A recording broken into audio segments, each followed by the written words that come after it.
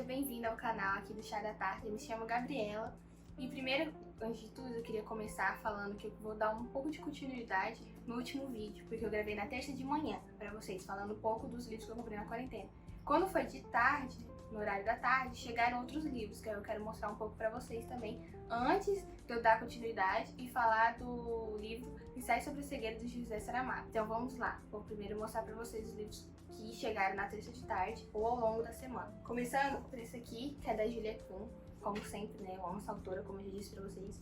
É Como Agarrar uma Herdeira, e é assim, eu comprei ele usado, ele semi-usado, ele tá praticamente novo, só que pela Amazon ele estava uns R$28, então eu comprei semi-usado, que se não me engano a menina me vendeu por R$15 com frete já.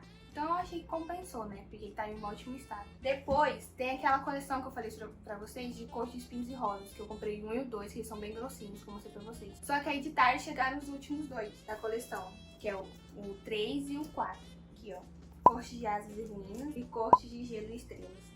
Esse aqui eu ganhei de um amigo da minha mãe, que ele, pra me incentivar a continuar lendo, ele comprou pra mim. E foi R$50, se eu não me engano. E esse aqui foi mais baratinho, até porque ele foi mais barato, ele é menor, né? Se eu não me engano, tava na promoção pela Amazon. E aí de 28 ele foi, acho, para R$22. E eu acabei comprando. Então agora eu tenho toda a coleção do Corte de Espinhos e Rosas, que tem 1, 2, 3 e 4. E tô muito ansiosa pra ler eles, começar a ler. E agora, por último, tem esse daqui, que chegou hoje, que é A Lâmina da Assassina. É o primeiro livro do Trono de Vidro. Na verdade foi assim, o Trono de Vidro é uma coleção de 8 livros. Primeiro eles lançaram o livro 1, depois eles lançaram isso aqui, que conta a história da menina desse livro. Então meio que isso aqui é uma edição especial, entendeu? Mas aí eu comprei ele logo primeiro porque ele tava na promoção, tava por R$26. Então eu já aproveitei pra comprar ele antes de comprar o outro, até porque esse aqui explica a história antes de acontecer tudo no primeiro livro. Então, olha, os fatores não alteram o produto, então eu acabei comprando esse. Então, hoje nós vamos falar sobre um clássico nacional, na verdade da língua portuguesa, que é O Ensaio sobre o Segredo de José Saramago. Ele é um livro que eu li no ensino médio, porque ele é obrigatório no ensino médio pra gente ler, e eu acabei pegando ele pra apresentar na escola. Eu gostei muito dele, eu achei ele maravilhoso, uma história excepcional. José Saramago ele foi muito inteligente escrevendo esse livro, porque é um livro que você começa a ler e você acaba se perdendo no meio da leitura, de tanto que você fica focado na leitura. Você entra na história, entendeu? Ele é um livro pra poucos, não é pra todo mundo que consegue ler, porque ele tem cenas muito fortes, tem situações muito fortes, não é um livro pra criança ler, e até alguns adultos não conseguiriam ler, porque tem realmente cenas muito pesadas. Como é que funcionou? Já já eu mostro pra vocês a capa certinho e explico o porquê da capa ser desse jeito. Então, o livro funciona basicamente assim. José Saramago, quando ele fez esse livro, ele baseou o livro em metáforas. O livro todo é baseado em metáforas. Tudo que você lê ali, você tem que parar e pensar um pouco sobre. Porque esse livro, ele mostra o lado oculto do ser humano. É o lado mais animal nosso, né? O lado irracional nosso. Porque nós somos sempre aqueles seres que gostamos de ser perfeitos, assim. A gente acha que só porque a gente tá no topo da cadeia alimentar, nós somos perfeitos. Mas na verdade não, a gente tem aquela base animal ainda na nossa genética, né? Que é com a gente vai fazer de tudo para sobreviver ou para gerar novos descendentes e fazer nossos descendentes sobreviverem. Então, ele mostra muito isso no livro. Ele mostra muito a gente esse nosso lado oculto que a gente tem que esconder, esse lado realmente verdadeiro nosso como animal, né, como bicho. O livro foi lançado se eu não me engano, em setembro de 1995. E o que ocorreu naquela época? Em janeiro, 1º de janeiro, Fernando Henrique Cardoso assumiu a presidência. O Yahoo foi lançado nessa época. O Yahoo, para quem não conhece, é um site de busca de respostas, perguntas e respostas. É o antigo Braille de hoje em dia dos jovens. Você vai lá, você faz uma pergunta e outras pessoas, os usuários vão responder suas perguntas. Também a Microsoft acabou lançando o Windows 95, que foi uma revolução na área tecnológica dos computadores. Então, nesse processo também a internet começou a ser inserida no mercado de trabalho e na vida dos brasileiros. E no livro ele mostra bastante isso. Ele mostra as pessoas vivendo num mundo baseado em tecnologia, pessoas muito avoadas, né? Não vivendo realmente o dia a dia. Simplesmente acordando, fazendo seus serviços no trabalho e não vivendo realmente a vida como deveria ser. Ele mostra muito isso, essa moral de rebanho, né? As pessoas não ligando mais uma para as outras, ou olhar para você e pensar se você é um ser humano ou não. Simplesmente olhar para você e pensar somente em dinheiro, em lucros, em gerar lucros e enfim. E ele retrata bastante isso nos livros. Essa moral de rebanho nossa, a gente ser guiado pela tecnologia, a gente ser guiado pela moda, ser guiado pela sociedade e não ser nós mesmos. O período literário do livro é o pós-modernismo. Por que é o pós-modernismo? Porque a partir dos anos 60, todas as obras que foram criadas, a partir daí, elas são denominadas como pós-modernistas.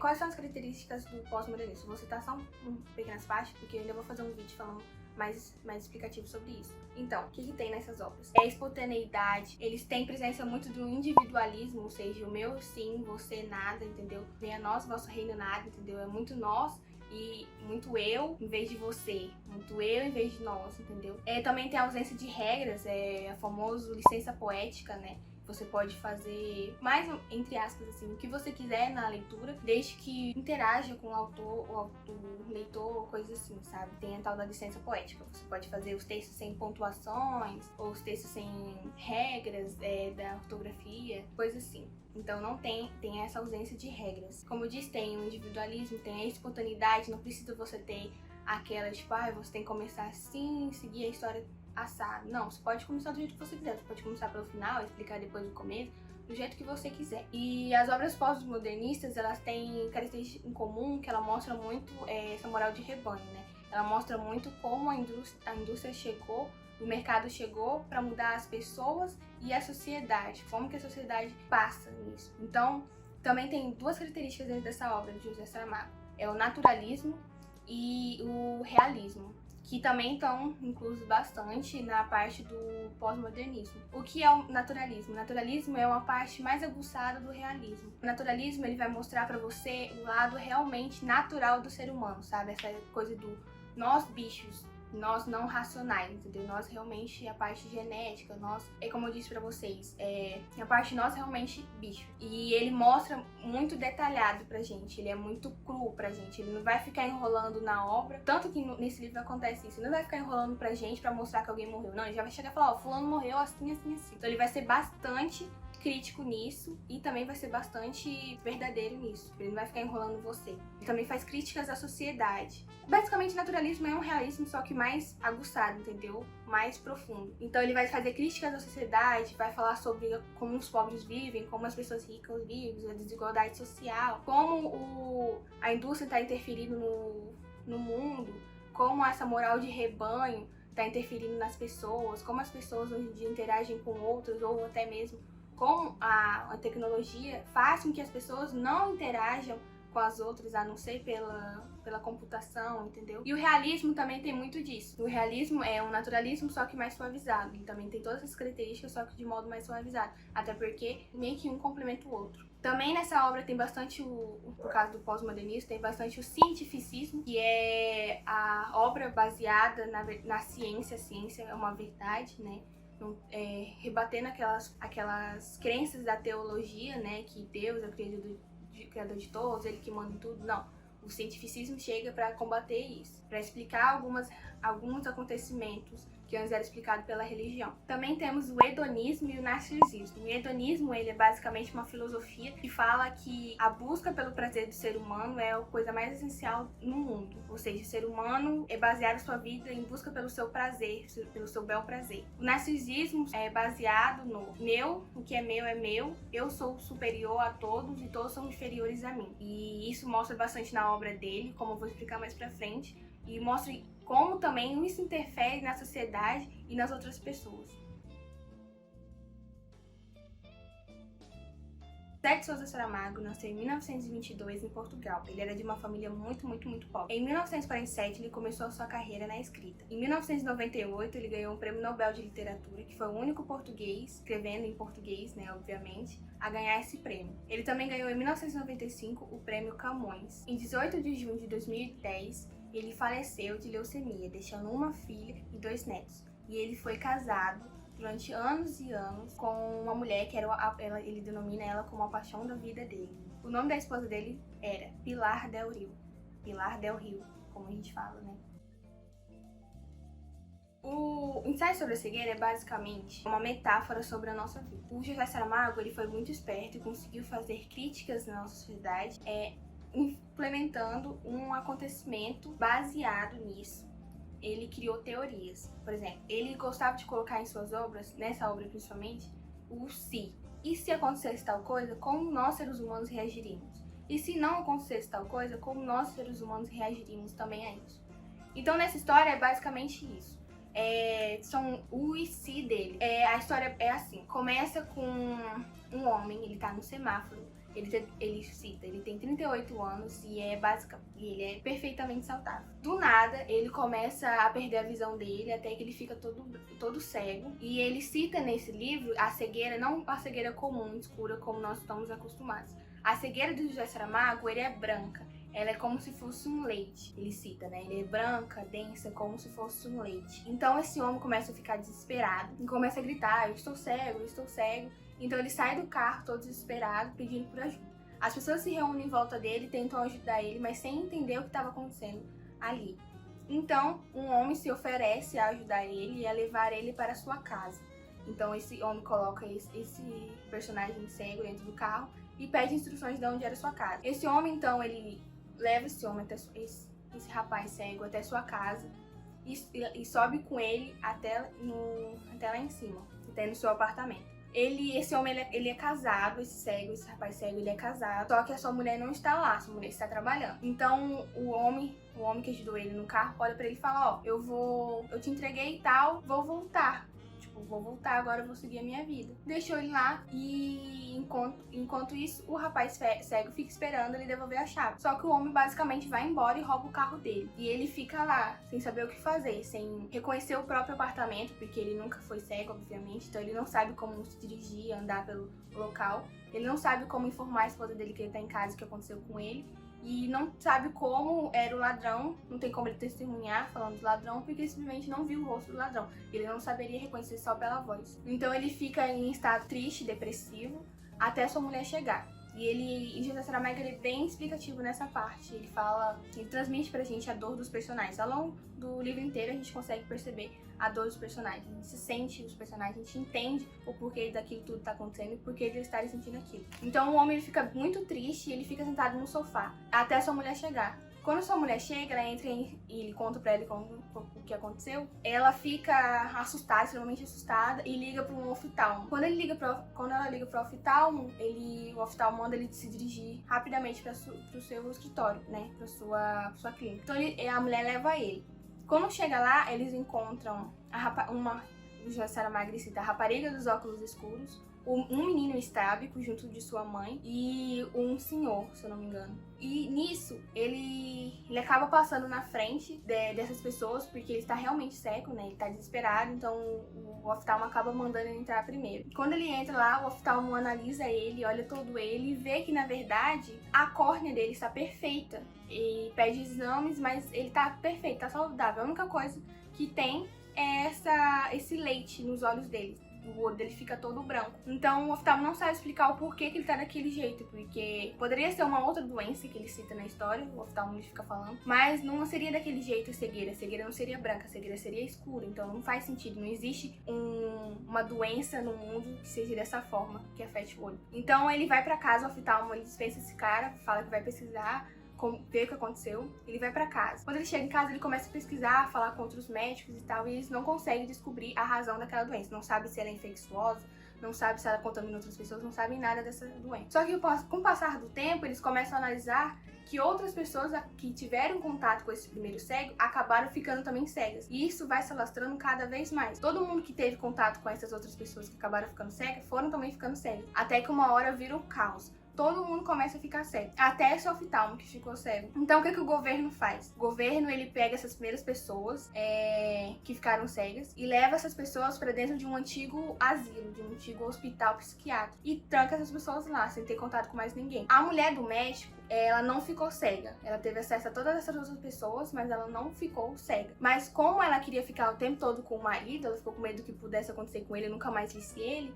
ela acabou indo com ele, se passando por cega. Então ela foi com ele e acabou ajudando ele nesse processo de adaptação. E eles foram para esse antigo hospital psiquiátrico. Lá eles vivem em formas extremamente desumanas. O governo basicamente entrega para eles uma comida durante o dia, se era 20 pessoas por sala, eles entregam para 5 pessoas, entendeu? Então eles passam fome, passam frio. E conforme o tempo, por eles ser cego e não poder outras pessoas entrarem e terem contato com eles vão acabando vivendo num local extremamente inóspito, porque as pessoas não sabem onde é o banheiro, não sabem onde é o local pra tomar banho, então todo mundo começa a ficar fedido, começam a cagar no chão, começa a jogar o resto do lixo em qualquer lugar, começa a ter ratos e animais ali convivendo com eles. Então o José Saramago, ele mostra pra gente um lado realmente bem desumano. O governo, ele começa a fazer com que as pessoas vivem de forma desumana. E aí começa a se alastrar essa doença pra fora também do hospital, desse antigo hospital psiquiátrico. Então acaba que todo mundo no mundo, e como o José Saramago cita, acaba ficando cego, menos a mulher do médico. E aí, por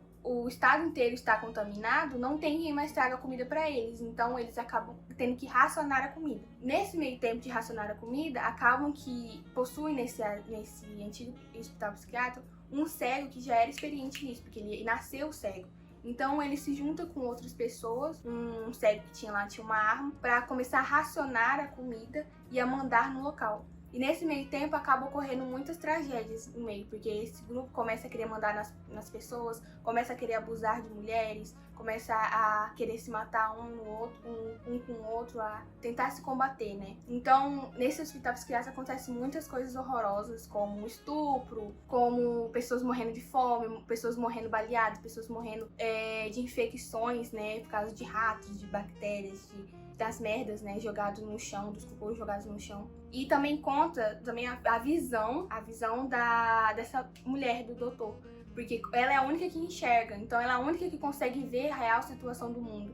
E ela começa a ficar cada vez mais depressiva, cada vez mais triste, né, com aquela situação, porque os outros estão passando por aquilo, mas eles não enxergam o mundo como ela tá vendo, né? Tipo, eles não conseguem mais ver o mundo, eles só conseguem ver o mundo pelo tato, pela fala, pela audição, que eles também acabam se aguçando com o passar do tempo, eles começam a ficar muito bons nisso. E ela não, ela consegue enxergar de todas as formas. Então ela fica extremamente depressiva e ela começa a se sentir muito enojada com aquela situação. E aí, com o passar do livro, eles vão contando como é viver nesse asilo, como é nesse antigo hospital psiquiátrico. E eles começam a sofrer muito. Até que um momento acontece certas coisas que eu não vou falar pra vocês porque eu não vou dar spoiler. E eles acabam tendo que sair desse hospital psiquiátrico e ir pra cidade, atrás de comida. E quando eles vão pra cidade é quando a mulher do médico e eles veem realmente a situação do mundo. As pessoas basicamente viraram animais. Eles lutam por qualquer pedaço de comida, eles andam em grupos, né? Pra tentar se afastar de outras pessoas que podem querer furtar eles ou outros animais que podem querer ferir eles. Então ele basicamente virou animal nesse livro. E aí ela vendo aquilo tudo,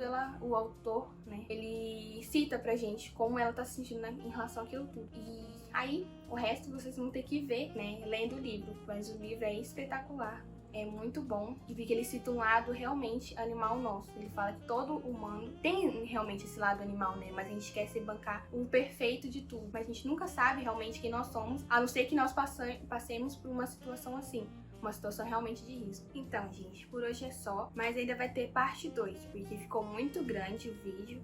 Porque eu quis explicar realmente detalhadamente algumas partes das metáforas que o José Saramago cita nos livros. Então ainda vai ter parte 2. Nessa parte 2 eu vou falar sobre o foco narrativo e detalhadamente os personagens principais, falando um pouco deles. E também vou falar sobre essas metáforas que o José Saramago implementa nessa obra. Então a gente se vê semana que vem e espero que vocês gostem. E só mais uma questão aqui que eu queria falar com vocês. Como vocês sabem, eu sou adolescente, né, gente? Eu ainda tenho 18 anos. Adulta, entre aspas. Então eu acabo às vezes citando algumas palavras, algumas gírias que talvez algumas pessoas não conheçam, algumas pessoas não gostem, mas é espontâneo, é sem querer. Eu até tento falar a forma mais curta possível aqui pra vocês, mas justamente por causa do vício de linguagem, eu acabo citando algumas coisas, sabe? Por ser adolescente ainda e ter esse meio de convívio de gírias e tal. Então, se isso acontecer, eu peço desculpa para vocês. Peço um pouco de compreensão e com o tempo eu espero ir melhorando nisso. Só para finalizar, eu vou colocar aqui no link da descrição para vocês, de onde vocês podem comprar e os preços geralmente desse livro. Pela Submarino, pelas Americanas, pela Amazon. Na época que eu comprei esse livro, foi em 2019, ano passado. Eu comprei para apresentar na escola, como disse para vocês. E não tinha mais aqui na cidade. Eu moro aqui em Porto Velho, Rondônia. E não tinha mais na cidade, porque foi bem na época que todo mundo também estava comprando para apresentar nas escolas. E eu acabei comprando pela Magda Livros por R$50. mas ele é muito mais barato na internet. Então eu vou colocar aqui o link na descrição pra vocês poderem comprar. Também vou colocar o link do meu Instagram pra vocês entrarem em contato comigo, tirarem algumas dúvidas referente ao livro ou sobre o canal e darem também suas dicas pra mim. Vou colocar também o link do Twitter do editor pra vocês poderem entrar em contato com ele e contratarem os serviços dele e tal, porque ele é muito top. Então é isso, semana que vem eu volto aqui com vocês e é isso. Semana que vem.